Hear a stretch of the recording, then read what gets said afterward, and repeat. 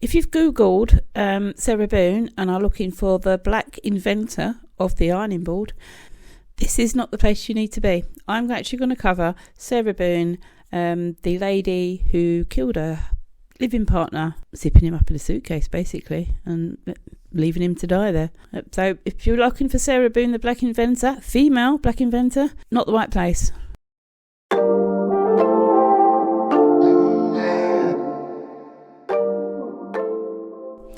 Welcome to my one to watch true crime case. I'm really quite excited to see how this one pans out actually, because I have been following this case, no pun intended, since it first come about in 2020. It's about Sarah Boone. This case takes us to Florida, Winter Park, which is just north of Orlando, where Sarah Boone and Jorge Torres lived together. The pair had been together for 3 years. The relationship was quite toxic, to say the least. There was a lot of alcohol involved in the relationship, and there was some domestic violence as well, but we'll go into that a little bit later. The 24th of February 2020, 911 received a call from Sarah Boone. This is a police or medical?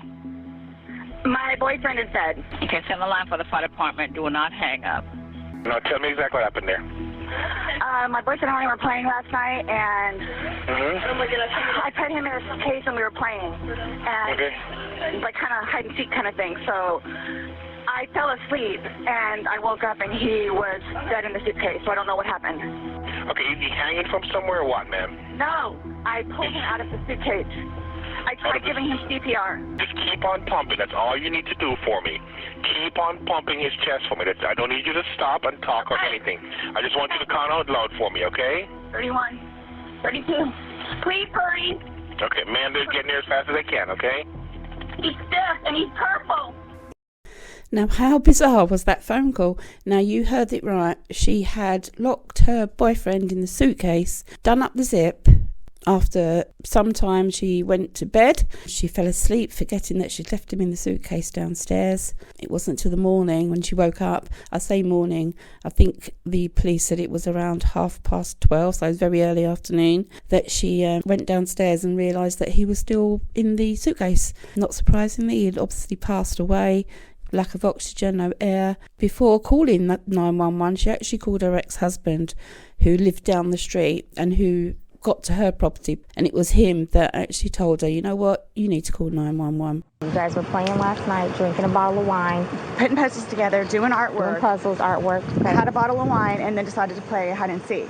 So he. What time was that? Do you remember? I mean, I know that I was in bed probably by 12:30.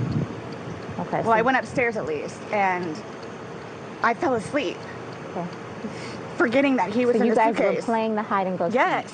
And at some point you put him in the suitcase? No, he got in the suitcase. So he thought it would be funny to be put in the suitcase. So I was like, okay, well, I'm going to joke with you and I'll zip you up and make him, squirm a little bit, whatever it is.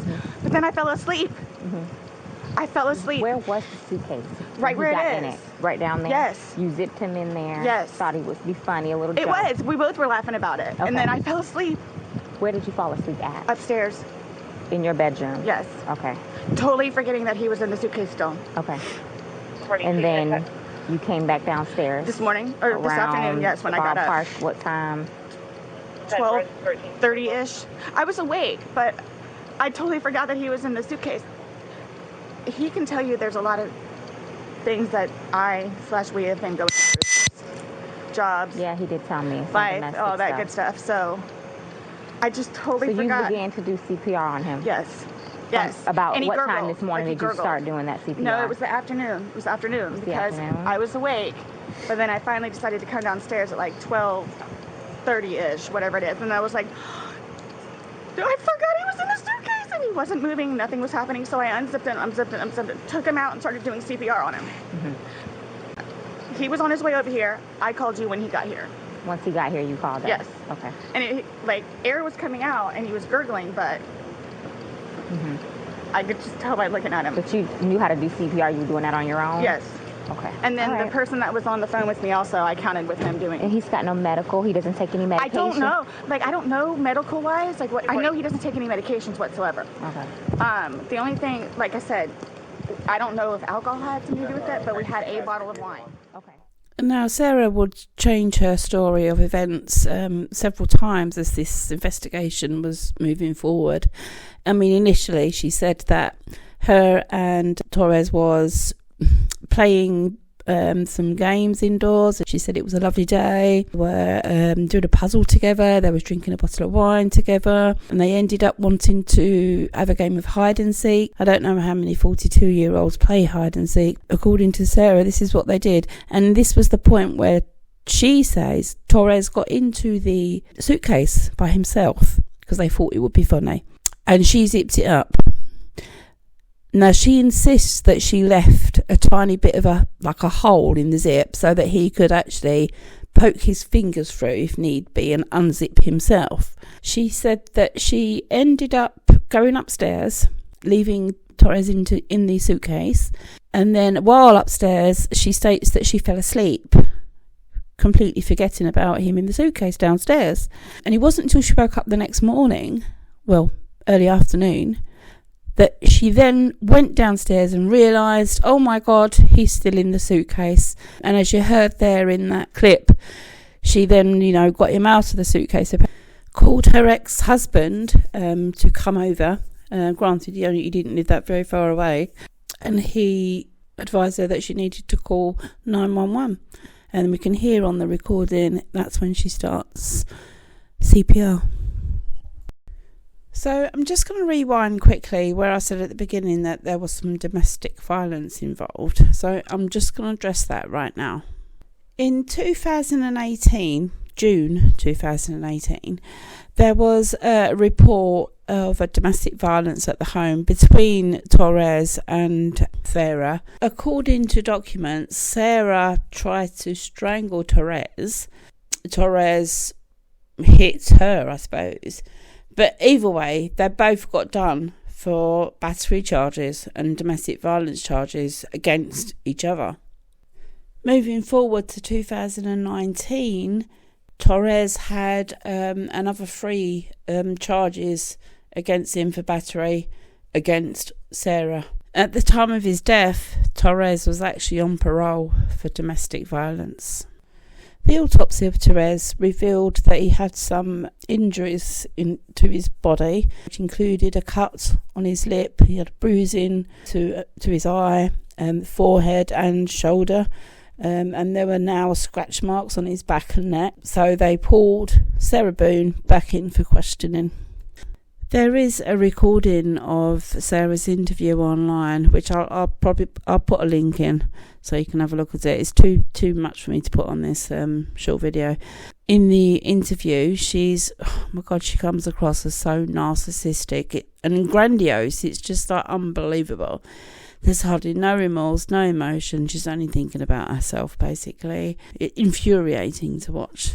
Sarah was asked whether she would consent to the police actually looking into her phone, which she, threw her hands up and said, yeah, you do it, you have a look. But what they would find on the phone was absolutely a game changer. Your recollection, no videos on Sunday? Not that I'm aware of. Okay. So I have something that I want to show you that we found, and it was from your phone. Mm-hmm. Do I have to watch this? I continuously throw up. I don't sleep. I don't want to see it, if that's okay. Well, it's on your phone, and you can either explain it or we take it for what it is. Yeah. That's you, your voice. Stupid. Sarah. That's my name. Don't wear it up.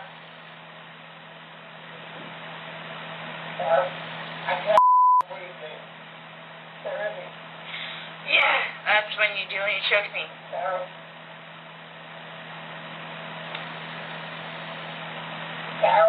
I don't want to watch it, please. Okay. He's begging for you to let him out.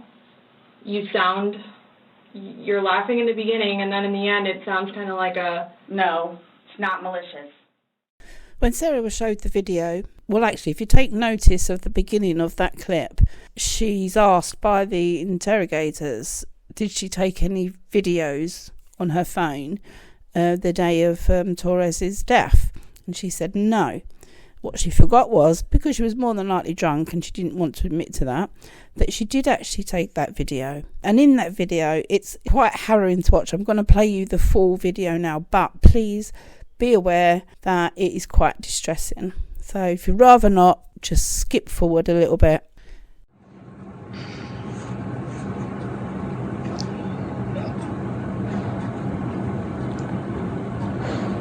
Sarah.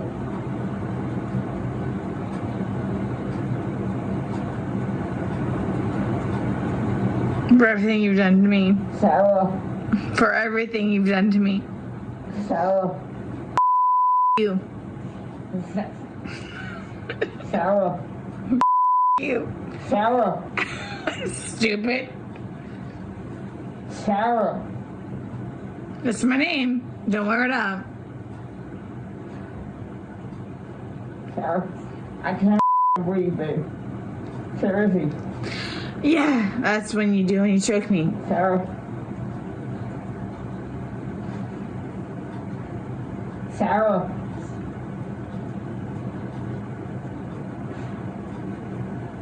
Sarah.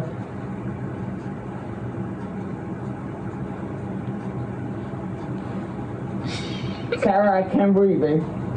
That's on you. Sarah, I can't breathe. It's on you. Sarah.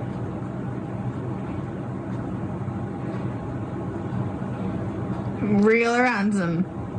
Might want to get video for it extra. Because I got this. Sarah. Real or ransom.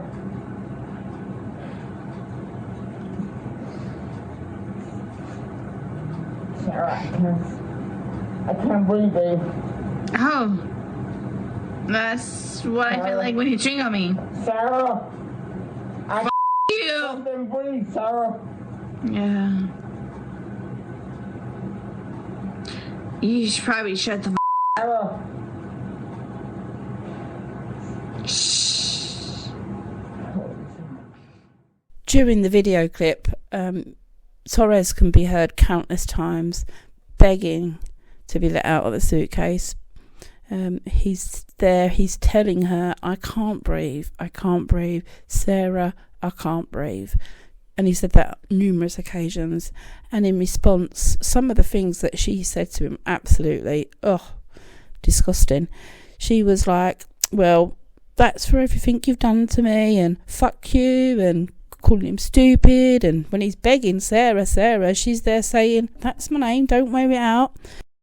Cause of death was determined to be positional asphyxiation, or positional asphyxia, which I'm sure you're all aware of, but just for those that don't know, it's basically it's when your body is in such a position that it stops your diaphragm and the other things needed to breathe in and out from working. It restricts it. George Floyd died of positional asphyxia. The video of Torres in the suitcase also called out Sarah on one point that she'd actually said in a previous interview. She said that, I'd left enough room for him to put maybe 2 fingers through so that he could unzip the suitcase himself if he wanted to get out. This was proven a lie when they watched the video that she made on her phone of him basically dying. It gave a clear picture of the suitcase and around the suitcase and the zip area, and there was no hole. There was no way that he would have been able to let himself out.